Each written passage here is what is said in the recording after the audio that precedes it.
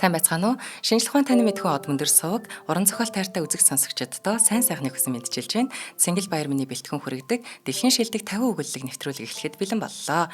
Та бүхэн нэвтрүүлгээ YouTube-ийн од мөндөр суваг NTV телевиз болон од мөндөр радио 83.3 170 гэсэн хос долгионоор хүлээн авч сонсож үзэж байна. За энэ удаагийн нэвтрүүлгийн хамтран ажиллагчаар худалдаа эрхлэгчдийн ухаалаг туслах on time технологи за мөн өдөр бүр шин нүрээтэй төлөө шүү маань дэмжиж ажиллаж байна. За өнөөдөр бүгдээрээ хамтдаа Хятадын зохиолч Уй Хвагийн надад нэр байхгүй гэж Непко хэвлэлийн газраас эрхлэн гаргасан энэ гайхалтай номноос нь хамтдаа 2 өгүүллэгийг хамжаад уншина гэж бодож байна.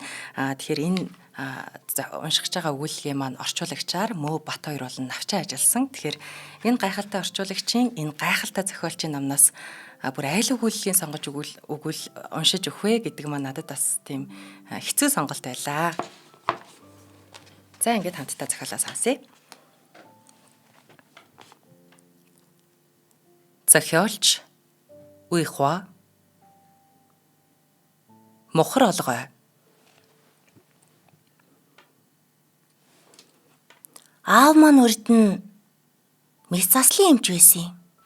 Хүдэр байдруун биетэй хөнгөнөөр тод дуутай мис заслын ширээний ард нэг зогсох юм бол 10 гаруй цаг болдог нэгэн. Гэхдээ мис заслын ширээнээс буухтаа нүүрэнд нүчүүхэн төдийч ядарсан төрх байдаггүй байсан. Гэрлүүгээ товар алхаад харчихна. Гэрийнхээ үүдэн дээрэд заавал ханны булан руу гүцээ сулалдаг бөгөөд шээс нь хан руу сар гэдэл саагна. Яг л аадар бороо хан руу цохиж байгаа юм шиг сонсогддгийн.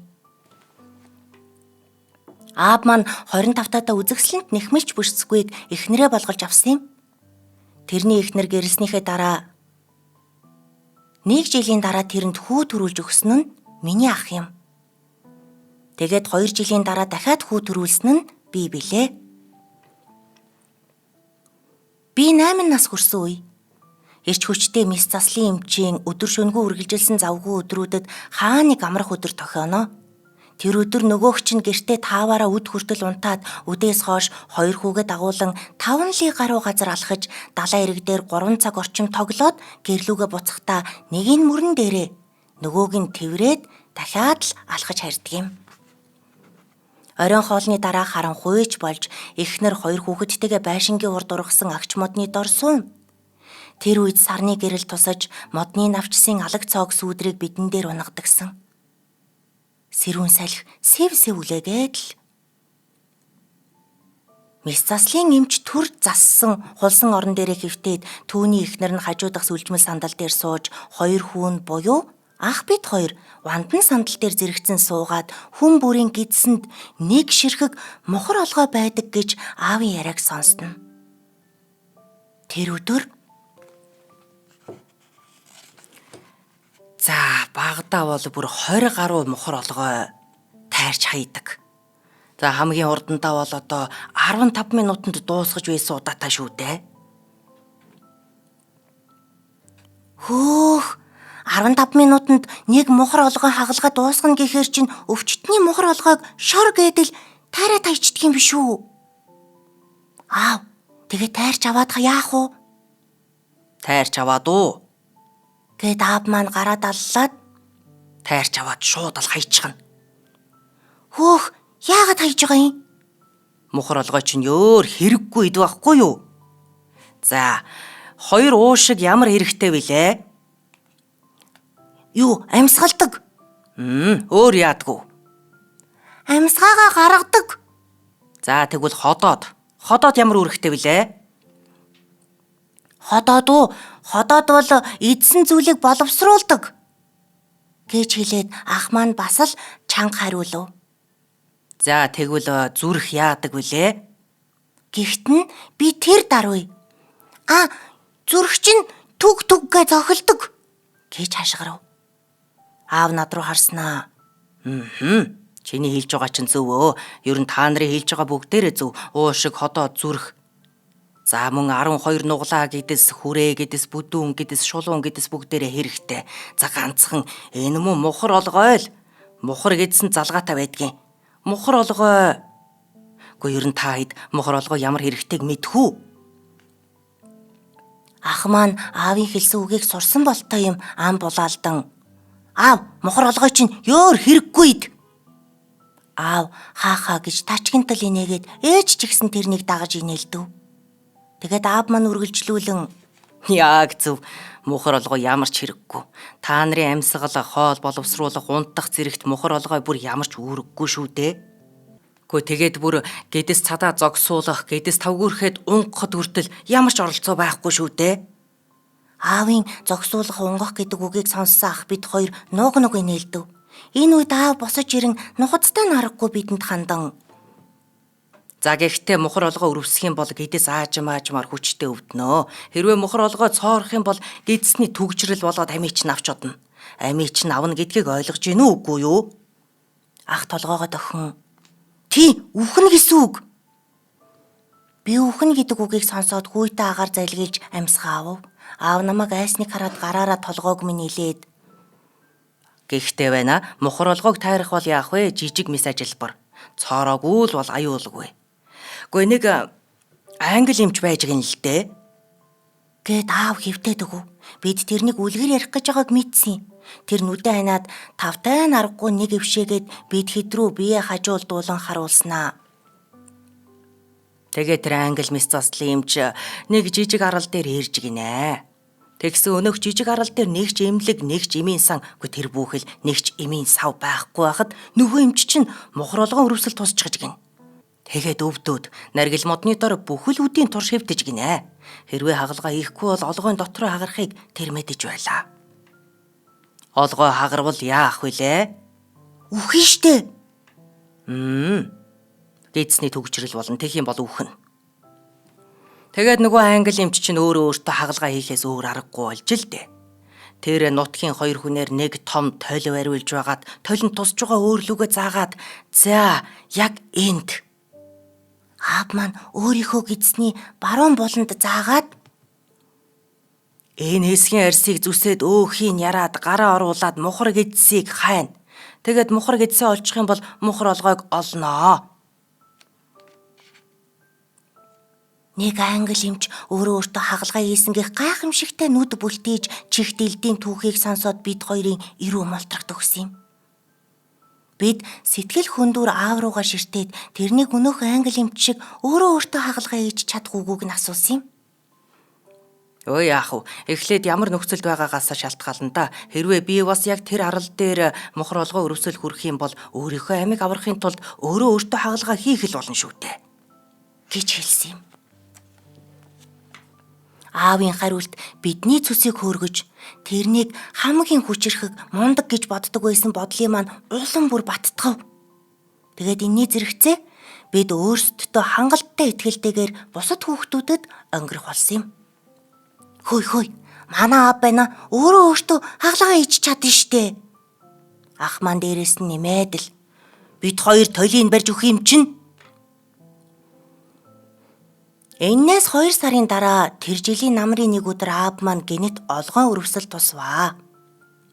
Бүтэн сайн өдрийн үдийн үед ээж үйлдвэрлүүгээ илүү цагаар ажиллахаар явах гэж байхдаа аав маань шөнийн үйлжээсээ бууж тэр хоёр яг үүдэнд тааруулсан юм. Аав ээжэд хандан Өчигдөр орой юу сурам хийсэнгүү. Нэг тархины гадуур гэмтэл яс хугарсан 2 хүн бас нэг бензиний ордлогод орсон өвчтөнтэй. Ядраад байна. Цээжээр өвдөд байх юм. Ингээд аав маань цээжээ дараад орон дээр унтаад өгсөн. Би ахтайгаа нөгөө өрөөнд сандал дээр ширээгээ тавиад буцаагаад ширээн дээрээ сандлаа тавьж нааш цааш эргэлдүүлэн 3-4 цаг тоглосон юм. Тэгээд аавын нэг сонин дуу дуурайд байхын сонсоод хаалганд нь ойртоод чагнасан чинь хэсэг хугацааны дараа аав бидний нэрийг дуудаж байгааг сонсов. Бид хаалгыг онгойлгоо ортол аав яг сам хорхоо аятаа атрилдэн хөвтөд шүдээ ярццуулан бид хоёрыг харснаа. Миний мухар олгоо. Үхнэ. Мухар олгоо хурц өрөвсөл байна. Та хоёр эмнэлэг рүү хурдан яваад чин эмч. За, ван эмч байсан чи яах вэ? Хурдан дуудаад ир. Яв. Ах миний гараас чангаан доош буугаад хаалгаар гарав. Тэгээд гудмаар явж явах үедээ би аавыг олгоо өрөвсөл хүрсэн. Ах миний гараас чангаагаад эмнэлэг рүү явж байгаа гэдгийг ойлголоо. Тэгээ бид хоёр чин эмч эсвэл ван эмчиг олох ёстой байдаг. Тэднийг олоод яах вүлээ? Тэд юу хийх юм болоо гэж бодсон. Аавыг олгон өрөвсөл хүрсэн гэж бодохоор л миний зүрх лүг цохилж аав ингэж нэг юм олгон өрөвсөл хүрэх гэж. Аав өөрөө өөртөө хаалгаа хийж чадна штэ. Би ахтайгаа хамт толийг барьж өгнө гэж л бодогдоод байв. Гудамжны үзүүр дээрээ ах маань гинэт зогсоод над руу "Хөөе, чин эмчиг юу н олж болохгүй. Ван эмчиг ч гэсэн хайгаад хэрэггүй юм байна." "Яагаад?" "Гүчи бодоод үзэлтэй. Эмч нарыг олчих юм бол эмч нар л манай аавд хагалгаа хийчихнэ." Би толгой төгсөн чи ах маань "Чи аавыг өөртөө хагалгаа хийхийг хармаар байгаа үсттэй." "Тийм, би хармаар байна. Бүр хармаар байна." "Тийм болохоор байна. Чин болон ван эмч нарыг холоод хэрэггүй юм байна. Хоёулаа мис заслын өрөөнөөс нэг мис заслын цүнх хулгайлчээ л да. Том тол гэрт байгаа штэ." Би бүр баярлсандаа орилж "Тэгвэл байна. Аав өөртөө хагалгаа хийх юм биш штэ." Бидний эмнэлэгт хүрэхэд тэд бүгд ажилчдын хоолны заал руу хооллохоор явсан байсан юм. Мис заслын өрөөнд ганц сувилагч л сууж байв. Ах намайг тэрнтэй юм яриад саатуулжаа гэхээр нь би очоод "Хөө ихчээ, та ч одоо яагаад юм хөөрхий юм бэ?" гэсэн чинь тэр ихч нилээн удаа инээсэн. Ах харин мис заслын зүнхийг хулгайлаад гараад ирэв. Тэгэд бид гэрлүүгээ харваа. Бид хоёрыг үүдээр орж ирэхийг сонсоод өрөөнд аяархан дуугаар "Чин эмчээ. Хинбэ? Ван эмчүү?" гэж хэлв. Биднийг ороход тэсэмгүй өвдөлтөөсөө болоод аавын бүр хамаг хөлсөн цуварчихсан байлаа. Аав орж ирсэн хүмүүсийг чин эмч бас ван эмч биш, харин өөрийнх нь хоёр хүү буюу ах бид хоёрыг байхаар ёй гэдэл биднээс асуув. "Чин эмч яав? Яагаад ирээгүй юм бэ?" Ах намайг мис заслын зүнхийг онгойлго гээд өөрөө ээжийн өдөр бүр толддог том толийг авчирсан юм. Бидний яах гэж байгааг ойлгохгүй л байлаа. "Ван эмч. Ван эмч байхгүй байна уу?" Бид мис заслын зүнхийг онгойлгож аавынхаа баруун талд тавиад тэгээ би орон дээр гарав. Ах харин толио нааш цааш нь хөдөлгөөд хэрэг болгон бүхийж аавын толинд өөрийгөө сайн харж байгаа болов уу гэдгийг шалгаж үзв. Тэгээд бид хоёр баяртайгаар аавдаа "За ааваа, хурдлаарай." Аав тэр үед өвдсөндөө нүрээ ярвайлган амьсгаатан бид хоёр руу хараад юу яасан нөгөө чин эмч ван эмчийг асуусаар л байсан юм. Тэгээ бид хоёр сандарч аавдаа "Хөөе аав, та хурдлаач дээ. Хурдлахгүй бол наа чи хагарч штэ." Аав маань энэ үед сул дуугаар "Юу хурдл гээд байгаа юм бэ?" "Аав, та өөртөө хагалгаагаа хурдан хийгээч ээ." Аав энэ үед л нэг юм ойлгосон. Тэгээ бид хоёр лөө нүдээ бүлтийлгэн харснаа. "Малнууд" гэж загналаа. Би бүр цочоод юу буруу хийснээ ойлгохгүй ах руу харсан чинь ах ч ихсэн айчсан аав руу харж исэн. Аав тэр үед өвдөлтөндөө үгэд дугарах сөхөөгүй бид хоёр лөө дүрлийн харлаа. Ах тэр даруй аавыг яагаад дурлаад байгааг нь ойлгосон юм. "Хүшээ, хоёлоо аавын өмдийг тайлаагүй юм байна штэ." Гэдэл надаар толио бариулаад өөрөө аавын өмдийг тайлахаар дөгсөн чинь аав харин ахын нүүрэн дундуур нь ганц сайн алгадаад хүчээ шавхан байж "Малууд" гэж цагансан. Ах айсандаа орноос бушуухан шиг гулгаад буучгүй би ч ихсэн адилхан аавын хөлийн тэрүүгээр орноос симээрхэн буугаад ахтайгаа хамт аавын тамираа баран ууралж байгааг нь хараад ахаасаа "Аав, мис засал их дургүй байгаа юм биш үү?"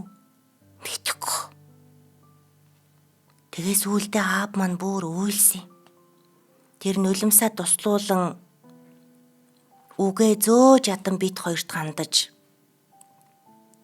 "Сайн хүүхдүүд, хурдан яваа. Ээжигээ дуудаад ир" гэж хэлсэн юм. Бид аавыгаа баатар шиг өөртөө мис засал хийж байхыг харахыг хүссэн. Тэгсэн тэр хариу уйлж яадаг шүү. Ах бид хоёр аавыг хэсэг хар зогсоод ах гараас минь татаад хаалгаар гүйж гарав. Шатаар гүйж буугаад гудамжаар гүйгээд энэ удаад бид хоёр харин том толгой гаргалгүй ээжийг дуудаж гэрлүүгээ харсан. Аав мис заслын өрөөнд ороход мухар олгойн айл хэдийнэ хагарчихсан гизээр нь идэх тус тарж аав гидсний төгжрөл болсон. Аав имлэгт сар гарan хөвтөж, гэртээ гараад ч ихсэн сар гарan асруулсны эцэст дахин цагаан нөмөргөө өмсөж шин эмч болсон юм. Гэхдээ тэр өмнөгшгээ бие сайтай байха болсон. Мис заслын ширээний ард ганц цаг зогсохдол толгой нэргээд нүд нь ирээлжилдэг болоод дахиж мис заслын эмч хийж чадхаа байсан. Тэгээд тэр огцом ихчийн хаяж дахиж тархлаагүй. Товор гэж дуу шуутай хинэлтэд алхаж чадхаач болж нэг том, нэг жижиг алхдаг болсон юм. Бас нэрээ өвлийн уйлралд баг өдөр болгон шахуу ханиадтай байдаг болсон. Ингээд аав маань дотрийн тасгийн эмч болж өдөржин ширээний ард суугаад өвчтөнтэй тайван ярилцаж өдөр тутмын эмийн жор бичиж өгдөг болсон юм. Аав ажлаа дараад гэрлүүгээ харахтаа нэг спирттэй шарк барьчихсан гараа арчин удаанаас удаан алхаж харьдаг болсон. Орой унтах үед аав ээжид гомдлох яриа байнга сонсогддгийн. Тэр чи надад нэг 2 хүү төрүүлж өгсөн ч гэж дээ. Яг үндэ 2 муухар олгоо ойл төрүүлж өгсөн. Жирийн үедээ ямар ч хэрэг байхгүй. Үр өссөн үедээ амийн минь авч мэдхэд. 1994 7 сарын 12. Энэ амар хөөрхөн өгүүлэг байгааз. За дараа нь бүгд өгүүлгийнхаа тухай ярилцсанаа. Дараагийн өгүүлэг. Нэвтрүүлгийн хамтран ажиллагчаар худалдаа эрхлэгчдийн ухаалаг туслах OnTime технологи дэмжиж ажиллаж байна.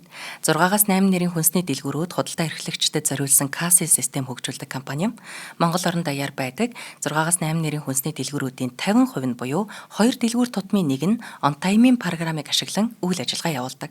Тэгэхээр 2024 оноос эхлэн М-банктай хамтран 2 маш гоё үйлчилгээ хэрэглэгчдэд санал болгож байна. Эхнийх нь гэвэл Тэг.6% шимтгэлтэй банкны карт уншигч.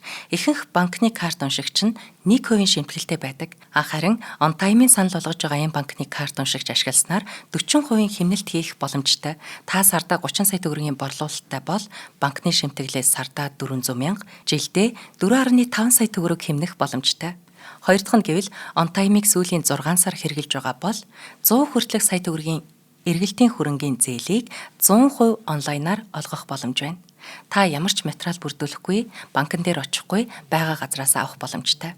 Дэмжиж ажиллаж байгаа OnTime технологид маш их баярлалаа.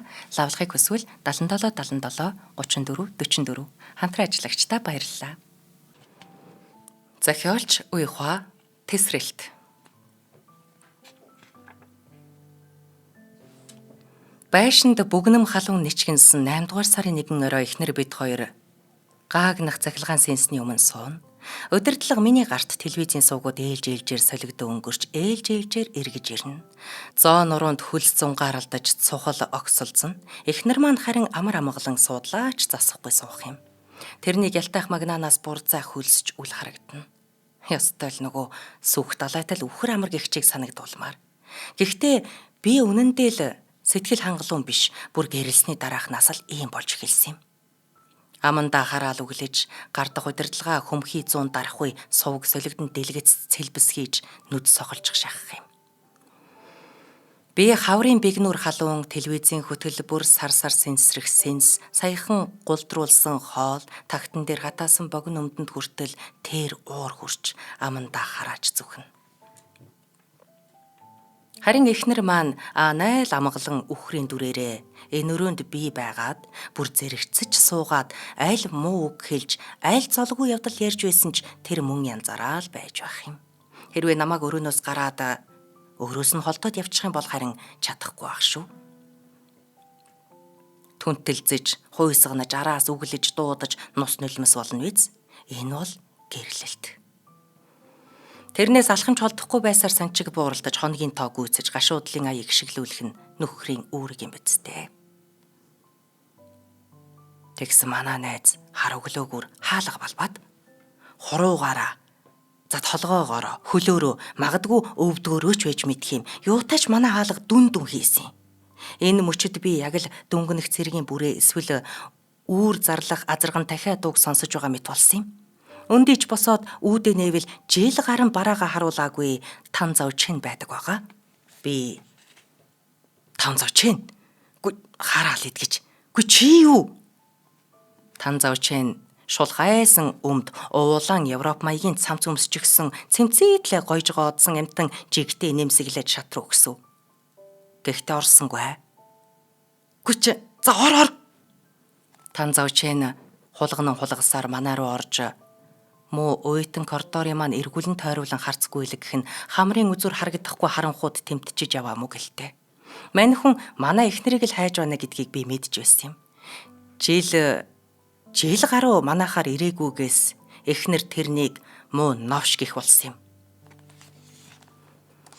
Үнэн дээр Тан Завчэн новш биш л дээ. Тусархуу нөхөрсөг. Үгүй яах вэ? Хүүхнүүдтэй их орооцолдог болохоор нь л манай хүн новш гэж байхгүй юу? Тэр өмнө нь дандаа эмэгтэй хүнтэй ирдэг байсан. За тэр ч хамаагүй л дээ. Гол асуудал нь эрэх болгонд хүүхнүүд нь солигдоод байдагт л манай эхнэр эвгүүцэж. Ястай нэг алтны дэрэгдэх гуйл шарлна. Энэ үгэнд эргэлзэнгүй итгэж энэ янзаараа найзлаад явах юм бол надад аюул учрах юм шиг санах болсон юм.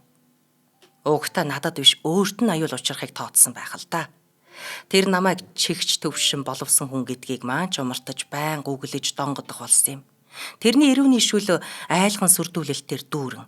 Тэр надад хөөе хэрвээ чи тэр Тан Завчэний өрөөсөн дууган юм бол өнөөдрөөс эхлээд чамайг гай зовлон нэрвэх болно гэж хэлнэ. Тэрбэр чинхүү зүтгэл гаргаж гай зовлонгийн дараах нөхцөл байдлыг нэгэнгүй дүрслэнэ. Тэрний ийм золгүй төсөөлөл маш баялаг байдагт миний айдас багаар нэмэгдэх болсон юм. Гэтэл Тан Завчэн гэж салан палан нөхрөлдөө манай эхнэрээ өглөж иншихыг юм чинээж тоохгүй ядаад би хүртэл анхааруулад байхад огтхонч хайхрахгүй мулгуу нөхөр шүү дээ.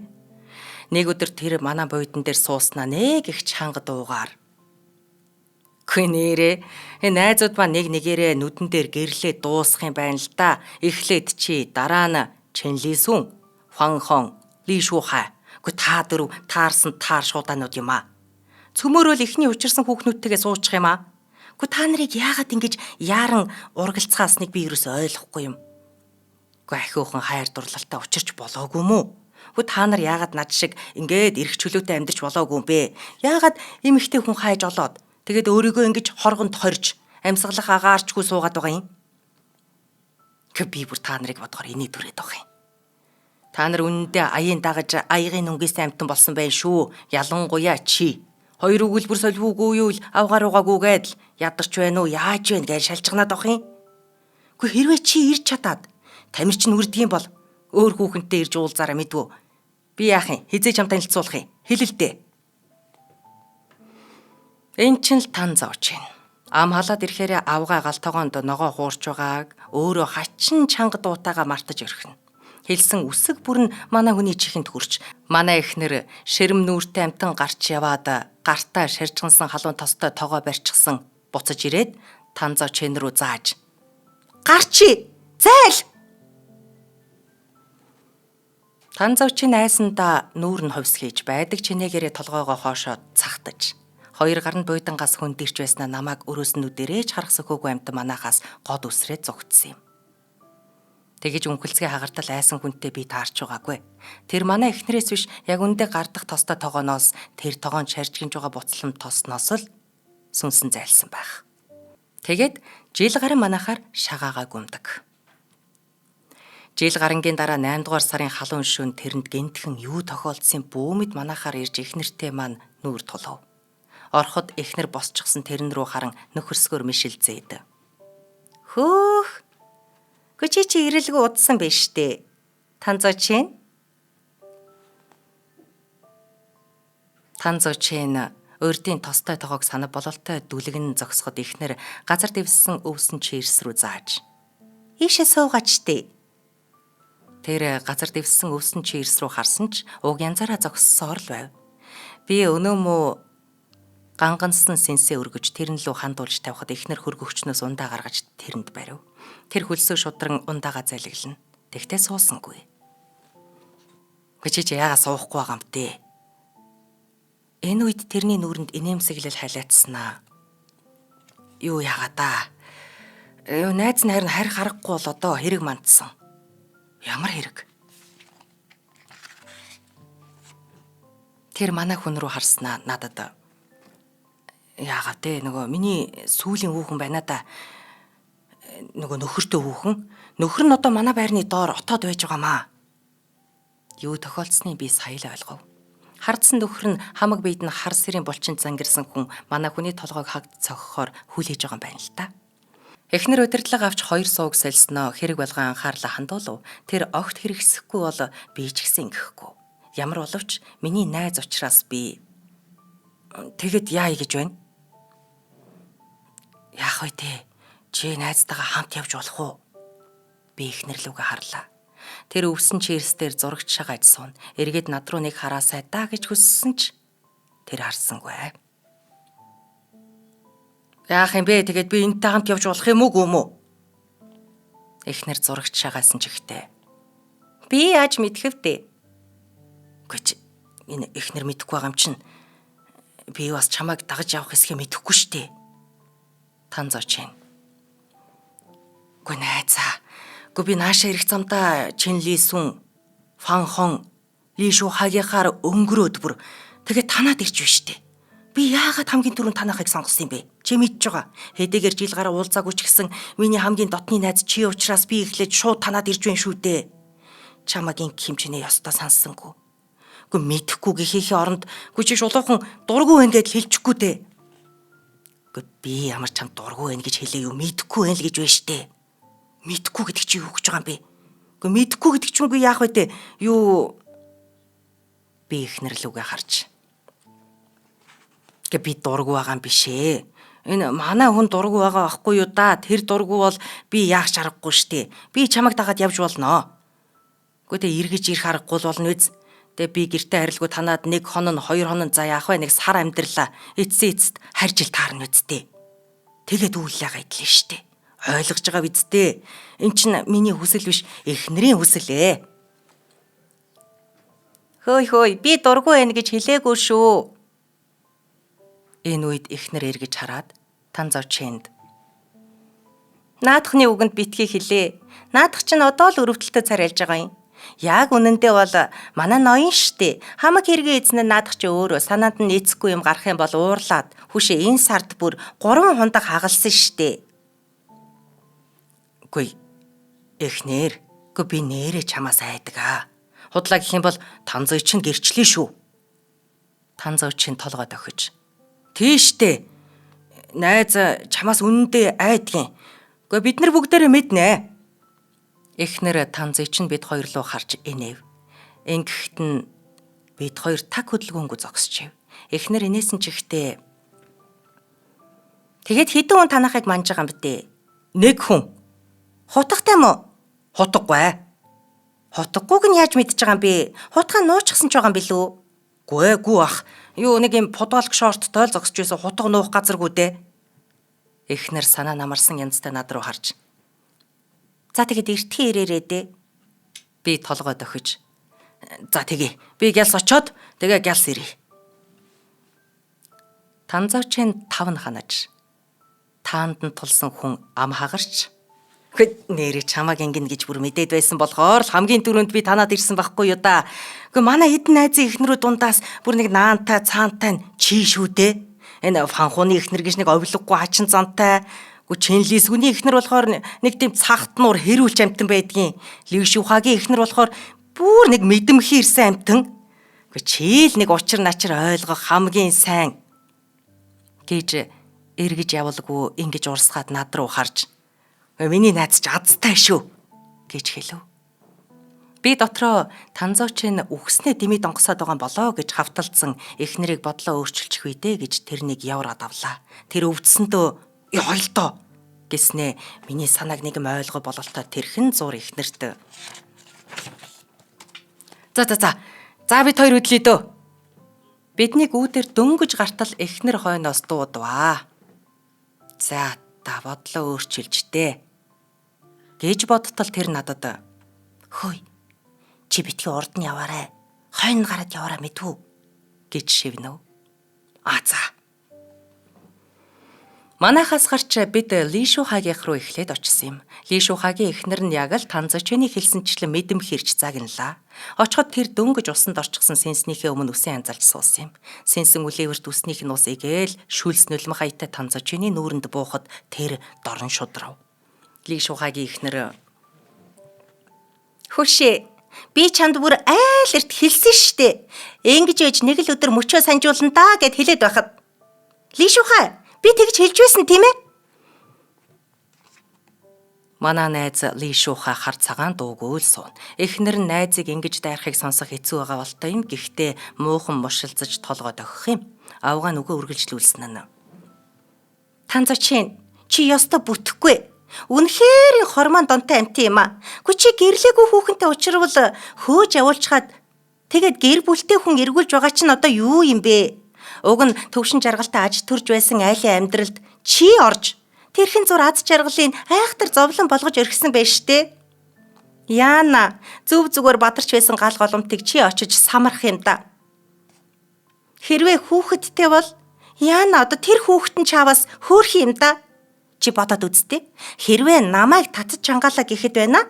Ли Шухайд ямар хэцүү байх вэ? Хөөе, Ли Шухай, чи зөв үү буруу юу нэг хэлээд хээ? Өөрийн биеэр жишээлэн хэлсэн энэ үг Ли Шухайг тавгүй төлөв. Гэвч цаадах нь ам хуураагүй хангинсаар л байх юм. Дандаа бусдын зовлон дээр өөрийн жаргалаа барих юм а. Гэмгүүдээ. Гэхдээ нэг л өдөр чи хариугаа хүртэндээ. За хэн л бол доо. Нэг нь ирээ толгойг чинь цусдан та. Чам шиг ийм амтан бусдын нудраганд үргэж ивэл ёстой таарна. Хэн ч чамайг гихгүй мэдвүү. Миний үгийг сайн тогтоогоод ав. Хэрвээ чи өөрийнхөө дутагдлаа таягдаж хаяхгүй юм бол мөдхөн мөн чигрөөсөө сална шүү. Авах хүн найл хэдийнэ байшингийн чин дор отоод байж байгаа юм биш үү? Тийм биз дээ. Танзочин толгойд охиж.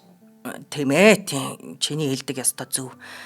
Ойртооч би ёстой ёндоогүй байна. Хавцсан хүүхэн болгоны энэ хараал идсэн нөхөр нь ирж гай болоод байх юм. Тэгээд Танзочин бид хоёр тэднийхээс Фанхуанид очсон юм. Гуруула Фанхуны зочны өрөөнд зэрэгцэн сууж, Фанхун хөлдөөгчөөс гаргаж өгсөн зайрмаг эдэнгээ Фанхун ханцууга шамлан унтлахын өрөөгөө орохыг харж байв. Удалгүй ээрэм хоёр хүн шивэр авир шивнэгт уулдахад Фанхун болсон явдлыг эхнэртэй тайлбарлан халуу төөнсөн хаврын эн шүндөлөөр гэрээсээ явж Танзочинд хүч хавсрахыг ятгаж байгааг бид мэдэж байсан юм. Унтлагын өрөөний хаалганы хуран чинээ зайгаар дэнгийн бүдэг хэн гэрээ шаргалтахыг харж хоёр хүний дуу нэгнээ залган дөнгөнхийг бид сонсов. Тэр дууга аль байдгаараа дарахад бид дуу яриа биш тэр хоёрын сүүхэлж амьсгаадахыг л сонсож байгаа юм шиг санагдав. Нэвтрүүлгийн хамтран ажиллагчаар өдөр бүр шин нүрээтэй төлөвшөө дэмжиж ажиллаж байна. Дэлхийд алдартай бекери брэнд маань Монгол улсад 16 оноос хойш жил бүр шинэ жил зул сарын баярын онцгой амт тансаг хийц бүхий бялуунуудаараа баярын ширээг маань чимсээр ирсэн. Тэгэхээр энэ жил 22 оноос хэрэгжүүлж байгаа шинэ жилийн бялууны урьдчилсан онлайн захиалга Holiday Dream буюу мөрөөдлийн баярын өдрүүд сэдвийн дор албан ёсоор захиалга эхэлж байна. За одоо гинтийн бэлгээ задлах гэж байна. Энэ жилийн хамгийн их хүсүүлсэн сюрприз дэлхийд даяар хайрлагдсан Санриогийн 5 гол дүртэй тусгай загварын бялуунууд байна. Хүсэл мөрөөдөл баярын догдлолыг нэг дор багтаасан энэ бялуунууд нь хүүхэд, томчууд бүр хэнийгч баярлуулах төгс сонголт байх болно. За дээрэс нь нэмээд хүүхдэд зориулсан шинэ жилийн ориглон дарс бас байгаа шүү. 750 мг, 350 мг-ийн сонголттой байгаа. За онлайн захиалга маань 12 сарын 15-наас 25-ны өдрүүдэд TLG сегмент вебээр энэ холбоосоор өдөр бүр захиалга авна. Та өөрт ойр байрлах төлөөжгийн салбараас сонголтоо хийж захиалсан бялууга 12 сарын 30, 31-ний өдрүүдэд хүлээж аваарай. Дахиад хэлье www.tlg.cgm-ээр захиалгаа өгөөрэй.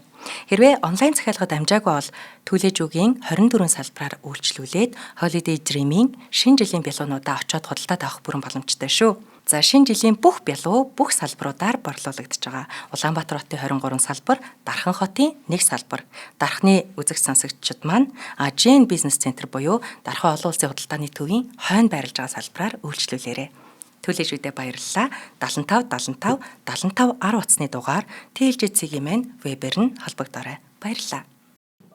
Бид заримгаа идэж дуусаад салхин сэнсний толгой хөнгөнөн ирж хөнгөнөн буцхыг ажин халуун салхин цутгах хөлсийг минь үлээн байхын ялдамд 3 эр нэгэн рүүгээ харан маасаж босож 2 холихон буцаад суулаа. Баахан хүлээлээ. Тэгж фанхун гарч ирж унтлах өрөөний хаалгыг болгоомжтой хаагаа тэндээ хэсэг дүнсийч зогссноо.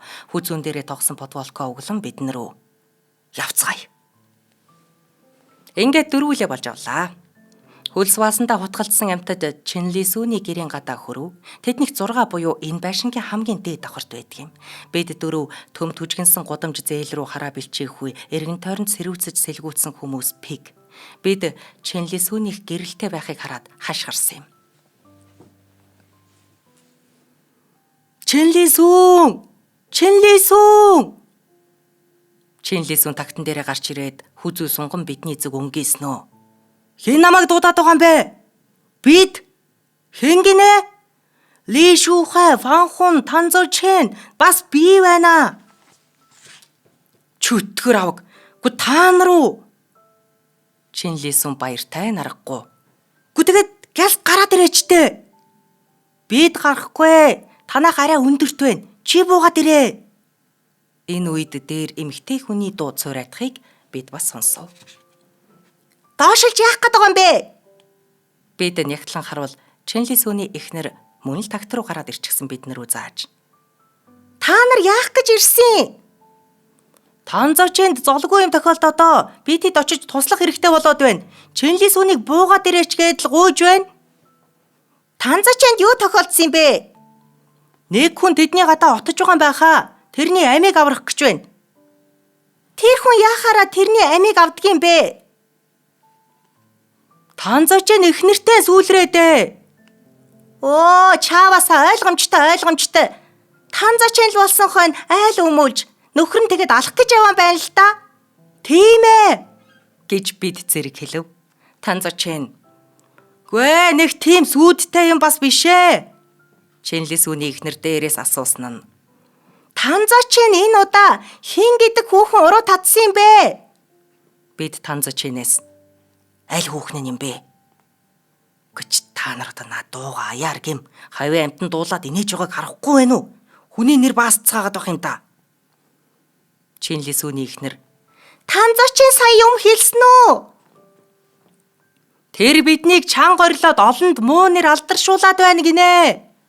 За яшгаа аль эрт алдаршчихсан хүн штэ гэж Чинлисүүний эхнэр дээрээс хашгирав.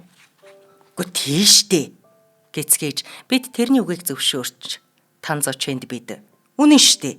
Гүж айл эрт муу нэртэй болоо үсттэй. Ястаа нэг. Танзочэн зүхэл тавина. Наадах чинь юм хэлсэн үү сая? Гэж Чинлисүүний эхнэр дахиад шалгав. Чиний хэлдэг зөвөө гэж байна. Бид хариулав. Ингэж л Танзочэний найзууд нэгдэж 8 дугаар сарын агаарын даралт 34 хүрсэн шөнөөр лүгхийсэн гудамжаар тавуула Танзочэнийг зорин яв. Замдаа би Танзочэнээс. За хөөе, танаа гэрийн дор тэр сахиад байгаа хүн чи хий юм бэ? Би танихгүй. Гэхдээ тэгвэл тэр эрэгтэйгийнх нь эхнэр хий юм бэ? Та нар танихгүй. Ингээд бидний хамгийн сүүлчийн асуулт. Гү чи ч одоо яаж яваад авгаатай сүлбэтэй болчихсон юм бэ? Тэр одоо тийм чухал юм уу? Гү танилцаал тэгэл нэг оронд орчихгүй юу да? Тийм амархан уу? Та нар шиг хүмүүс ч төсөөлөхөд яривагтай л да. Та нар нэг насаараа нэг л хүний үрт яваа олс шүү дээ. Дараа нь бид дэлгүүрийн үүдэнд хурч мөстэй ундаа ууцгаангаа яаж тэр хорсол зангидсан ирийг аргалах тухай ярилцахад Ли Шухай. Гэхдээ яах вэ? Ер нь байна. Тэрнийг нэг их тоохгүй байхад болноо. Дөрвөлээ Танзочэнийг гэрт нь оруулаад өгчээ. Тэр Танзочэнийг 4-4 найзтай гэдгийг мэдэх юм бол лавтай амар хөдөл зүрхлэхгүй штэ. Гэвэл Фанхун лавтай түнтэй хэдэн үг сольж Танзочэнийг ирж хайгаад байх ямар ч хэрэггүй гэдгийг ойлгуулвал тэр их нэртэйгэл тооцоо бодох нь дамжиггүй гэж хэлв. Би за тэгээ яг үнэндээ зодон цохон болоод эхлүүл хэдүүлээ яах юм бэ? Хэрвээ тийм дээрээ тулдгийн бол яах вэ? Бид Танзочэнийхээ талд бат зогсон штэ. Гүн чин Бид 4-4 ийм өмг түшиг байхад тан зочийн ялалт ирэх нь тодорхой шүү дээ. Биднийг ингэж мэтгэлцэн байхад тан зочийн ганц уг ган хийсэнгүйгээр барахгүй биднийг тэрэн туслах ухаан сэлж байх зур нэг гоо охинд нүд унган шохорхон одсон байв. Бидний үгээс тэр нэгч өгүүлбэрийг сонсолгүй яваад өгчээ. Бид тан зочины нүд гэрэлтэн очтон байхыг харахын сацуу тэрний зүүхэн талд 2 метр хүрэхгүй зайд үс нь мөрөө нөмөрсөн нэг бүсгүй ундаа ууж нөгөө нь тасхаар ханжаар доогуур жижиг цэцэгтэй бошин зөмссөн 2 хүүхэн байхыг харсан юм. Бид тэднийг харах үед тэр хоёр ч эргэж биднийг бас мэдээж тан зочиныг хараад нэг их ойшоогоогүй харц чулуудав. Тэр ундаага ууж дуусчаад шилийн лангуун дээр тавьчихад эргээд одов. Тэр эргэхдээ үнэхээр үзэгсэлэнтэй харагдсан. Бид түүнийг гудамж уруудахыг хараа зогсож байтал тан зочин бас хойноос нь дагчихсан сажилж байхан тэр бид нар тэсэлгүй шууд дуудлаа. Тан зочин! Тан зочин эргэж харж инээчгээд нөгөө сайхан хүүхнийхээ хойноос замаа хөөж одов. Бид бүлэх залгисан юм шиг гүлдийлдэн тэрнийг шинэ аз жаргалаа хөөн одлоо гэдгийг мэдэв. Тэгээд одоо яах вэ? Нэг уушгин сагсаас амтан тэднийхийг манай дараа шүтээ хавираад байж байна гэд тэр бидний гэрээс дуудсан байдаг. Тэрнийг хамгаалж гэрт нь оруулж өгөө гэд хар хөлсөө урсган хүрээд иртэл тэр маань өөрөө бүгдийг умартаад биднийгээ дэлгүүрийн үдэнд орхиод зам буруулан оддог байна шүү. Тэгээ бид нар түүнийг баахан харааж зүгсэн юм. Гот тэглээгээ тэр ямар засарх юм биш дээ. Бид тэрнийг өөдгүү новш үхлийн муугаар үхэндээ нэг л өдөр тэмбүү тусаад яранд баригдан да гэх зэрэгээр хараасан юм. Эннээс хойш тэрний явдал бидэнд ёстой падгүй шүү гэж тангаргалав. Тэр байна хүнд хөлөө хууг цохиулна уу, нүдээ сох хатгуулна уу, агтлуулж тайган болно уу гэ ер нь харсан ч хараагүй юм шиг сонссон ч сонсоогүй юм шиг байна шүү. Бид хараал урсгасаар хөлсч цутгаж, хараагч тэнхэлгүй болж тайвширцгаав. Бид тэнд бие биерүүгээ харж зогссоор одоо тэгээд юу хийх вэ гэд бодож эхэллээ. Би тэднээс за одоо гэр гэртээ харьцгаах уу? Тэднээс хэн ч хариулсангүй. Тэрхэн зур би өөрөө үнэхээр тэнэг санаа дэвшүүлснээ ухаарч. Юугүй шүү. Харихгүй шүү. Гурав нь тэр дорхноо миний санааг ойлгож. Тийм ээ. Хүн харих гэж яарад яах юм бэ? Бид нар хэдэн жилийн хугацаанд ингэж цуглаагүйгээс санав. Хэрвээ тан зочин байгаагүй бол эхнэрүүд манд биднийг гаргахгүй, ийм боломж тийм амар олдохгүй гэдгийг гинтхэн сэхэрч, замын эсрэг талд нэг буйдхан уушин газар байхыг харж тийшээ зүгэлвэ. Энэ шөнө эцсийн эцэст тэгээд архицсан юм. Ам хуурайгүй чалчцгааж, цаг хугацаа урсан өнгөрхийг умартаж, хэм маанч харих тухай бодсонгүй. Өнгөрснийг нэхэн дурсаж, яршиг төвөг удаад байх эмэгтэй хөнгө өдрүүдээ эргэн санагалзваа. Гү хичнээн сайхан байсан юм бэ. Бид өргөн гудамжаар дуулалдаж алхаад л сайхан хүүхнүүдийн тухай үгс урсгаад л замын дэнлүүнд нэг нэгээрээ зовхоо буулгаж, шөнийн гүнд бид хаалгууд нүдэж, эзэн босч ирэх хооронд холын хол зүхтаж амжиж, нэг газар орж цонхоо хааж битүүлж аваад тамхи баагуулж, тамхины утааны улмаас улам баглуурч, цаад хүмүүсийн царай дунд нь сүүдээж. Бид хичнээн ч их дүрсгүүтсэн бүү мэд, элгээ хөштөл хичнээн ч удаан инээсэн бүү мэд. Халаасаас ихсэрч байдгаа архинаас өгч, хоосон шилээ дээшээ шидэхэд хоорондоо мөргөлдөж, огторгуйд бутарч, үүрсэн шилнүүд мөндөр мэт газардав. Тэгээд бид энэхүү явдлыг огторгуйдах тесрэлт гэж нэрлэсэн юм. 1995 оны 12 дугаар сарын 27. За энэ хүрээд өгүүлэлэг манд дуслаа. За сонссон сонсогчид маань яг өөрт төрсэн гоё мэдрэмжүүдээ сэтгэлүүдээ бүгдээрээ олцаарай. Уухай зохиолчийн амьдралын тухай өгүүлсэн маш эмгэнэлтэй, юм бодууштай тийм өгүүлэлгүүд маш их байдаг. Гэхдээ энэ удаа би энэ хошин өгүүлэлэг ийм хөөрхөн хөгжилтэй хөнгөн өгүүлэлгийг сонгосон. Тэгэхээр ер нь эмгэнэл бол өөрөө ер нь хамгийн их инээдэн болдог сэдв байдаг гэж яригддаг. Тэгэхээр энэ өгүүлэлэгт цаанаа амьдралын мөн чанар явж гин. Тэр мухар олгоо гэдэг өгүүлэлэг надад их таалагдсан юм аа. Хөөрхөн хүүхдийн ертөнцөөр бичигдсэн. Тэгэхээр мухар олгоо бидэнд хэрэггүй гэдэг боловч яг үндэ мухар олгоотой адилхан бас бидэнд худлаа ярьдаг бас хинт ч хэрэггүй зам байдаг шүү гэдгийг давхар би бол дотроо тэгж бодсон. Тэгээ нөх хүүхэд эмчин гээд бид нэр өөрийн зоргоор ярьдаг, өөрийнхөө зоргоор ингэж хэлсдүүлж худлаа ярьдаг тэр зүйл чинь бас амьд чинь хөрөхгүй. Тийм учраас мухар олгой шиг зам битгий гаргаарай гэж ойлгосон. Дээрэс нь энэ өгүүлэлэг дээр бол бид амьдралын мөн чанарыг харж байна. Гэрлэлт бол ийм л байдаг. Тэгэхээр ингээд ч болов бид биетэйгээ ягаад суудах юм болоо те. Тэгэхээр амьтанч бай хүнч бай бид эцсийн эц дүүр утмаа үлдээх туйлын зорилгын төлөө л явдаг юм байна. Тэгээд тэмцэх ёстой байна, твчих ёстой байна. За ийм л байна. Тэгээд уухай зохиолч маань өөрөө эцэг их хоёр нь хойлоо эмч. Тэгээд бүр бага насаа бол дандаа эмнэлэгт өнгөрөөдөг байж байгаа. Сүүлдээ бүр өөрөө шүдний эмч болж хэсэг ажиллаж агаад 23 настайдаа жижиг өгүүлэлгүүдээр бас энэ уран зохиолын гараагаа эхэлж исэн юм зохиолч. Тэгээ маш алдартай. Манай Монголд бас ирж исэн. Тэгээ уухай зохиолчийн тэр амьдрах уу гэдэг ном байдаг. Өөрөө эмч байсан болохоор ч тэр юм уу хүний сэтгэлийн ч бай, бие махбодын ч бай өвдөлтийг зохиолдоо маш сайн гаргаж өгдөг. Тэр буян нүгэл за тэгээд тэр нөгөө нийгмийн дарамт хүмүүс эзэлж байгаа байр суурь амьдрах хүслийн тухай маш нарийн тод томрон гаргаж өгдөг ийм зохиолч. Тэгээ энэ надад нэр байхгүй зохиолоос нь бүх өгүүллийг уншмаар байлаа. Тэгээ боломж гарвалаас дахиад өөр өгүүллийг хамтдаа сонсох байхаа. Тэгээ өнөөдрийн нэвтрүүлэгтээ хамт байсан сонсогчдод бүгдэнд нь баярлалаа. Уншихад бас надад их таатай байлаа. За ингээд шинжлэх ухааны таны мэдгүй од өндөр суваг уран зохиол тайртай үзэгч сонсогчдод дэлхийн шилдэг 50 өгүүллэг нэвтрүүлгээ хүргэлээ. Та бүхэн нэвтрүүлгээ YouTube-ийн од өндөр суваг, NTV телевиз, од өндөр радио 83.3 107 гэсэн хост телефоноор хүлээн авч сонслоо. Нэвтрүүлгийн хамтран ажиллагчаар худалдаа эрхлэгчдийн ухаалаг туслах онтайм технологи замун өдөр бүр шинэ үрэтэ төлөөшөө дэмжиж ажиллалаа. Хамт байсан сонсогчдод бүгдэнд нь баярлалаа. Дараагийн дугаараар уулзъя.